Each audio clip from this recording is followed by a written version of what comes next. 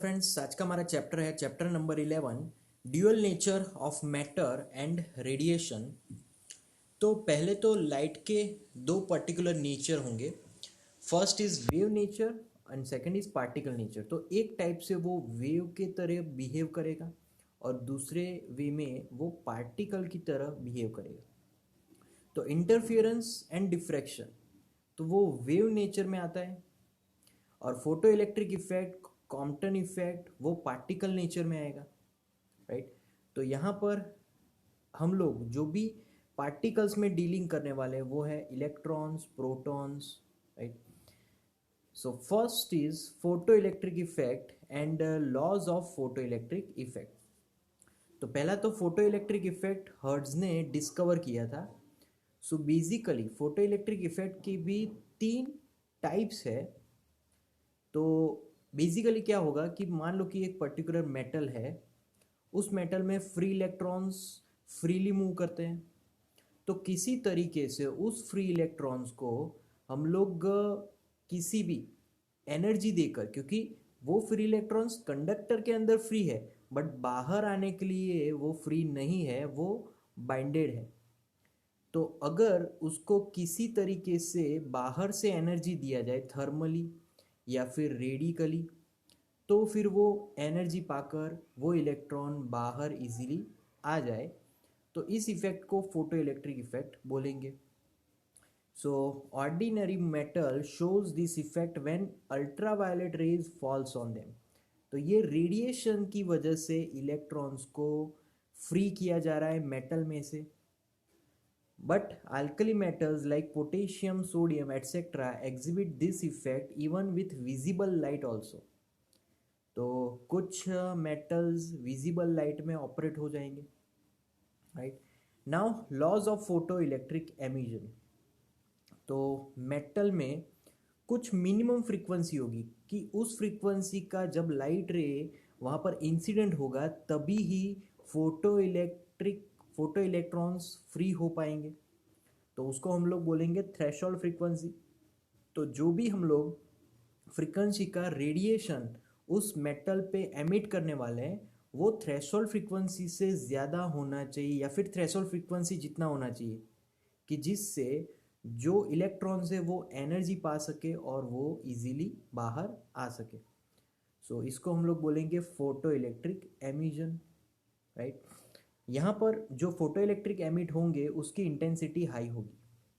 Now, for given metal, the photoelectric current directly proportional to intensity of incident radiation provided frequency is higher than the threshold frequency. तो जो भी metal है उसके photo electric current, मतलब कि कितने numbers of photo electrons बाहर आ रहे हैं, तो photo electric currents is directly proportional to intensity of that incident radiation. जो भी हम बाहर से जो लाइट इंसिडेंट करवाते हैं, एक तो उसके इंटेंसिटी पे डिपेंड करता है, और ऑब्वियसली जो भी थ्रेशोल्ड फ्रीक्वेंसी है उससे ज़्यादा फ्रीक्वेंसी वाली वो लाइट होनी चाहिए। Then kinetic energy of photoelectrons depends on the frequency of incident radiation. जितना इंसिडेंट लाइट का रेडिएशन ज़्यादा होगा उतने ही जो फोटो इलेक्ट्रॉन्स बाहर आ रहे हैं उसकी काइनेटिक एनर्जी ज़्यादा होगी। Then photo electric emission is an instantaneous process. तुरंत ही इलेक्ट्रॉन्स बाहर आ जाएंगे, फ्री हो जाएंगे। So there is no time lag between incident radiation and emission of photo electrons, because that timing is approximately 10 raised to -8 or -9 second. Kinetic energy of photoelectrons almost independent of intensity, क्योंकि kinetic energy totally incident radiation के frequency पे depend करता है। And intensity किस पे depend होगी, तो intensity dependence number of electrons. तो इंटेंसिटी से नंबर ऑफ इलेक्ट्रॉन्स बढ़ेंगे और फ्रीक्वेंसी से उस इलेक्ट्रॉन की काइनेटिक एनर्जी बढ़ेगी। Now saturation current. तो यहाँ पर हम लोग अभी पढ़ने वाले हैं saturation current, stopping potential and intensity of light के बारे में। सो यहाँ पर हमने एक सर्किट ध्यान में ली। एक कैथोड प्लेट है, एक एनोड प्लेट है, एक यहाँ पर करंट फाइंड करने के लिए एमीटर रखा, और यहाँ पर एक एक्सटर्नल सोर्स है। तो अब जब कभी भी ये जो भी कैथोड प्लेट है उस पे लाइट रेज इंसिडेंट होंगे, स्ट्राइक होंगे उसके सरफेस पे, तो तब यहाँ पर जो इलेक्ट्रॉन्स है, फोटो इलेक्ट्रॉन्स, वो बाहर आएंगे और वो फोटो इलेक्ट्रॉन्स एनोड की तरफ तुरंत अट्रैक्ट हो जाएंगे क्योंकि एनोड पॉजिटिव के साथ जुड़ा हुआ है, राइट। तो यहाँ पर फोटो इलेक्ट्रिक करंट फ्लो होने लगेगा क्योंकि इलेक्ट्रॉन्स डायरेक्टली एनोड पे आएंगे। तो इसकी वजह से यहाँ पर जो ये डिवाइस है वो डिफ्लेक्ट करेगा। सो फोटो इलेक्ट्रिक करंट यहाँ पर इंक्रीज होगा। कैसे इंक्रीज होगा? क्योंकि यहाँ पर जब कभी भी आप पोटेंशियल इंक्रीज करोगे विथ यूजिंग सेल, तो फोटो इलेक्ट्रॉन्स भी इंक्रीज होंगे क्योंकि कैथोड अगर ज़्यादा नेगेटिव होगा तो वो ज़्यादा इलेक्ट्रॉन्स को एनोड की तरफ भेज पाएगा, तो यहाँ पर करंट भी ज़्यादा होगा। So this maximum value of photo electric current is called saturation current for that intensity. क्योंकि पोटेंशियल हमने इतना बढ़ा लिया है कि अब और आगे करंट की वैल्यू बढ़ने वाली नहीं है, अब वो सेचुरेट हो चुका है। सो सेचुरेशन करंट बोलेंगे उसको। So this saturation current increases with increase in intensity. अब अगर सेचुरेशन करंट को आपको बढ़ाना है तो आपको लाइट की इंटेंसिटी बढ़ानी पड़ेगी, right. Now if we are applying retarding potential means negative potential to anode with respect to cathode, अब एनोड को नेगेटिव बनाओगे तो फिर क्या होगा? तो जो भी इलेक्ट्रॉन बाहर निकल रहे हैं वो एनोड की तरफ जाएंगे तो रिपल्सिव फोर्स फील करेंगे। सो यहाँ पर रिपल्सिव फोर्स की वजह से कम इलेक्ट्रॉन्स एनोड की तरफ पहुँच पाएंगे, तो इसी वजह से फोटो करंट डिक्रीज होंगे, और डिक्रीज हो गए वो ज़ीरो भी हो सकते हैं क्योंकि उतने इलेक्ट्रॉन पहुंच ही नहीं रहे कि जिससे इलेक्ट्रिक करंट फ्लो हो सके। सो यहाँ पर एक पर्टिकुलर रिटार्डिंग पोटेंशियल पे करंट ज़ीरो मिलने वाला है। So the minimum retarding potential given to anode for which photo electric current become zero is called stopping potential, क्योंकि वो इलेक्ट्रॉन को स्टॉप कर रहा है एनोड तक पहुँचने से। So stopping potential is the same for all intensity. आप इंटेंसिटी कोई भी ले लो बट स्टॉपिंग पोटेंशियल तो कांस्टेंट ही रहने वाला है। So it does not depend on intensity of light. So kinetic energy maximum of electron that is EV0. So maximum kinetic energy if photoelectrons are there. Now Einstein's photoelectric equation. अब Einstein ने भी photoelectric effect के बारे में समझाया है। तो यहाँ पर जो इलेक्ट्रॉन है वो इलेक्ट्रॉन एनर्जी गेन करता है बाहर से, जो भी रेडिएशंस आ रहे हैं तो इलेक्ट्रॉन एनर्जी को गेन करेगा और फिर वो उस एनर्जी के साथ बाहर निकलता है। तो यहाँ पर कुछ ना कुछ इलेक्ट्रॉन को एनर्जी चाहिए कि जिससे वो बाहर निकल सके। So that minimum energy is called work function of the metal. So by law of conservation of energy, energy of incident photon is equal to work function plus kinetic energy of emitted electron. So easy यहाँ पर ये formula होगी h nu is equal to 5 plus half m v square. So half m v square is equal to h u minus 5, right. So that new actually that is nu zero, right? So 0, if u is equal to u0, kinetic energy is equal to 0, so 5 will be h nu 0. So that is the work function formula of particular metal. तो जब कभी भी work function find करना हो तो हमें kinetic energy को zero लेना पड़ेगा and nu that becomes threshold frequency at that time. So इसीलिए h nu is equal to h nu zero plus half m v square. So half m v square will be subject, तो h nu zero left hand side जाएगा तो वो negative हो जाएगा। So h common, nu minus nu zero. So यहाँ पर h nu है incident light की एनर्जी, एच न्यू ज़ीरो है work function and kinetic energy of electron. So यहाँ पर फोटो इलेक्ट्रिक एमिशन कब पॉसिबल है? जब nu greater than nu zero होगा तब। और कब इम्पॉसिबल है? जब nu less than nu zero होगा। जब वर्क फंक्शन कि जो थ्रेशोल्ड फ्रीक्वेंसी है वो अगर इंसिडेंट रेडिएशन के फ्रीक्वेंसी से ज़्यादा होगी तब कोई भी फोटो इलेक्ट्रिक एमिशन नहीं होने वाला, right. Now according to formula that nu is equal to c upon lambda. So we can write nu 0 is equal to c upon lambda 0. So here by putting this formulas here, so this will be nu 0 here. So half mv square is equal to h common c upon lambda minus c upon lambda 0. So c common, so this formula comes at that time. So that is photoelectric emission in terms of wavelength. Now see here, अलग अलग intensity पे हमें जो stopping potential है, retarding potential है, उसकी value तो same ही मिलने वाली है, भले ही आप इंटेंसिटी अलग अलग रख लो।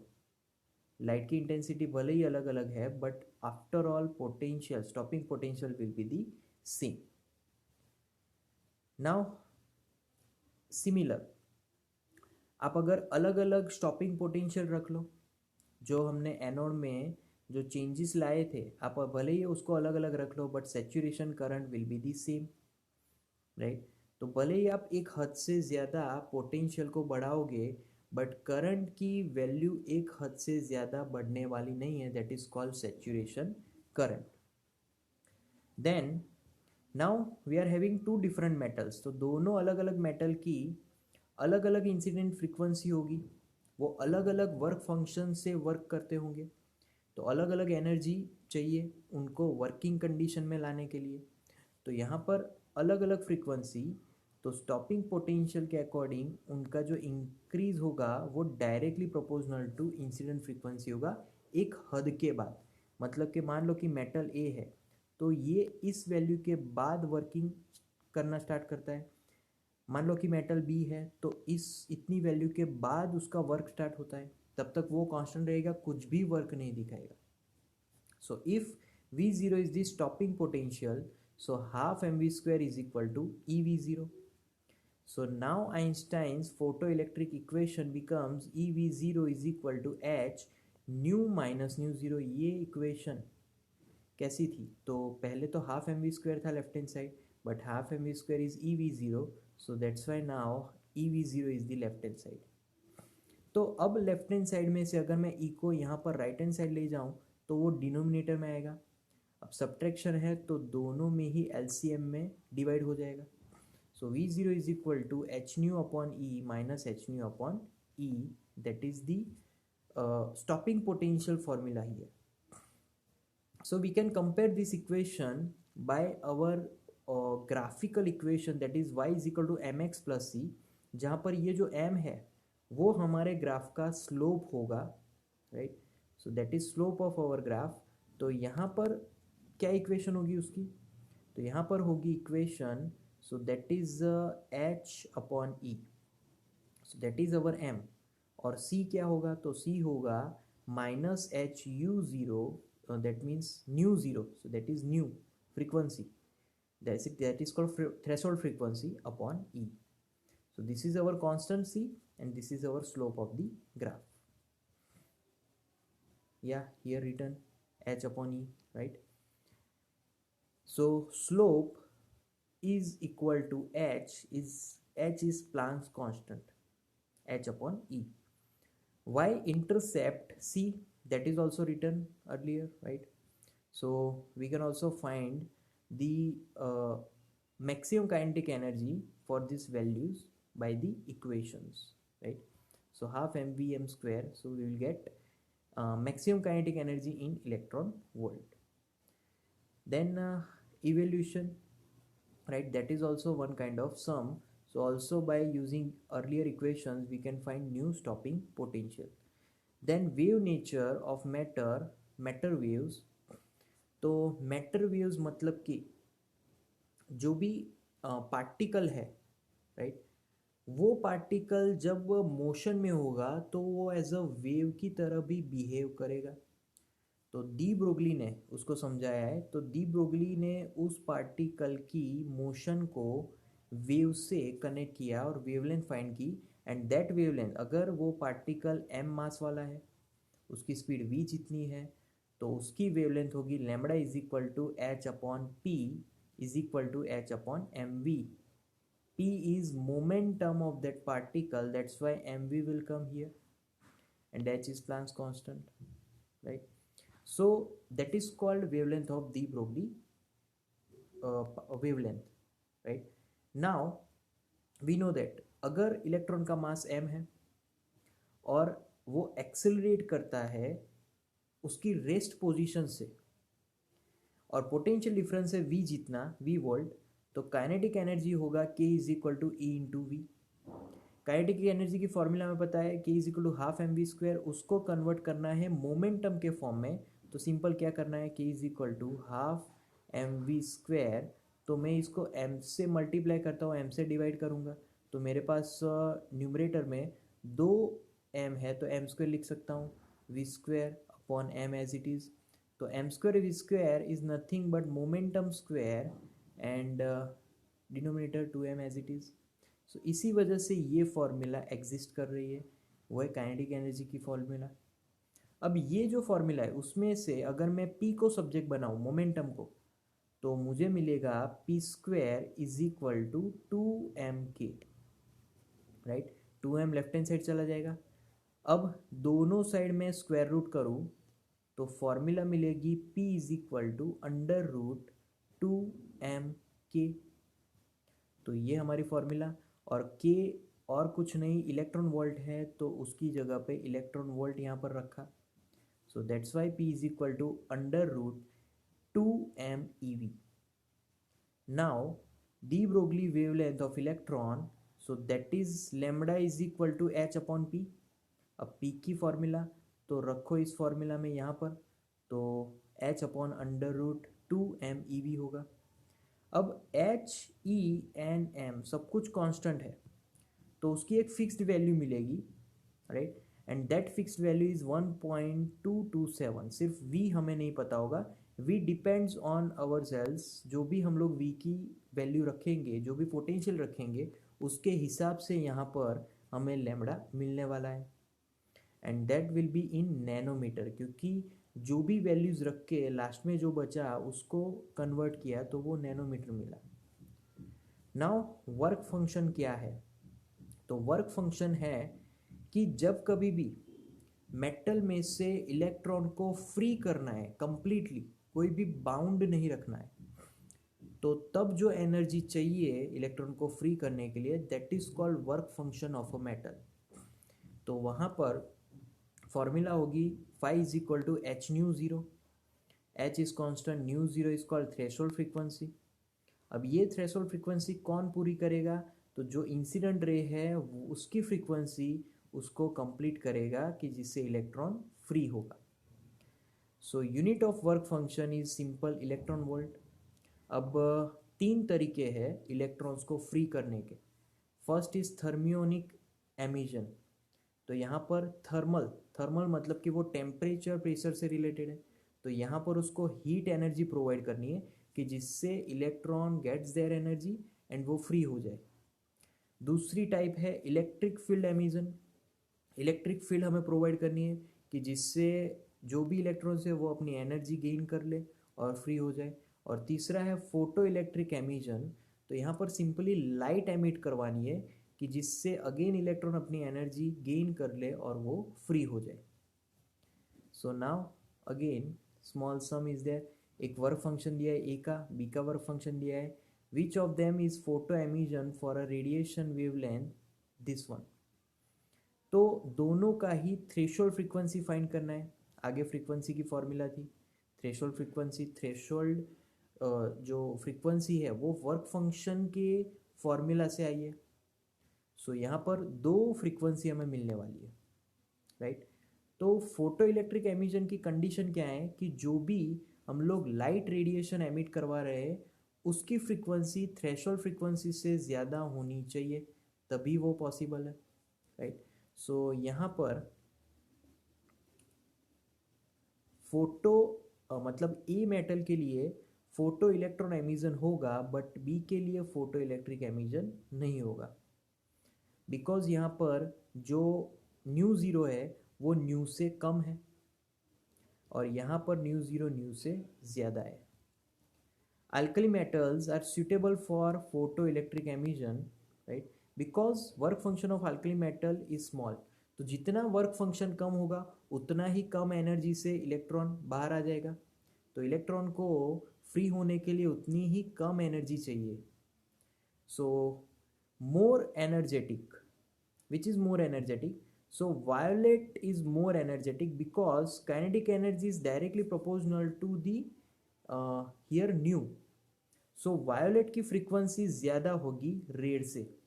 तो जिसकी फ्रीक्वेंसी ज़्यादा हो उसकी काइनेटिक एनर्जी ज़्यादा, और उसका मतलब जो एनर्जी है फोटोन एनर्जी वो ज़्यादा होगा। तो यहाँ पर वायोलेट की एनर्जी ज़्यादा होगी रेड से। Now photo electric cell. तो फोटो इलेक्ट्रिक सेल एक डिवाइस है कि जो भी इंटेंसिटी के चेंज को लाइट, मतलब जो लाइट की इंटेंसिटी है उसको इलेक्ट्रिक करंट में कन्वर्ट कर दे। तो जब कभी भी उस पर लाइट इंसिडेंट हो तब हमें करंट मिले। That is the main concept of photo electric cell. तो यहाँ पर उसकी सर्किट दी गई है, लाइट कैथोड पे इंसिडेंट हो रही है, फिर कैथोड क्या करेगा, इलेक्ट्रॉन्स एनोड की तरफ भेजेगा। तो वहाँ पर जितने इलेक्ट्रॉन ज़्यादा एनोड की तरफ जाएंगे उतना ही यहाँ पर गैल्वेनोमीटर ज़्यादा डिफ्लेक्शन बताएगा। तो यहाँ पर उस हिसाब से करंट मिलेगा हमें। तो यहाँ पर जो बी है, बी क्या है, एक ग्लास बल्ब है जिसको हमने इवेक्यूएट कर दिया है, पूरा आइसोलेट कर दिया है। C is the emitter. So a metallic plated coated with photo sensitive material की जिसमें से इलेक्ट्रॉन्स बाहर आने वाले हैं। और एनोड वो एक कंडक्टर है कि जो इलेक्ट्रॉन्स को कंडक्ट करेंगे। So photoelectric cell is called electric eye. It responds to the light falling on it. Now some use of photoelectric cell. So first is used to measure intensity of light. Second, automatic switching of street light. And third, conversion of solar energy into electrical energy. So अभी photo electric cell के बहुत सारे use है, यहाँ पर mainly 3 use थे। Now matter waves or de Broglie waves. So wave associated with material particle is for example electron, proton, neutron, right? Now relation for de Broglie wavelength, तो वो हमें यहाँ पर डिराइव करना है de Broglie wavelength का relation. So first of all energy of photon according to that Einstein formula mc square. Same formula, another formula of energy is h nu. So we can compare these two, and mass is subject, so m is equal to h nu upon c square. Then momentum of photon, so simple formula is p is equal to mass into speed.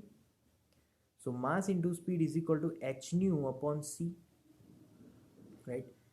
Because here this formula h nu upon c is also momentum of photon formula, and another formula of momentum of photon, that is h upon lambda.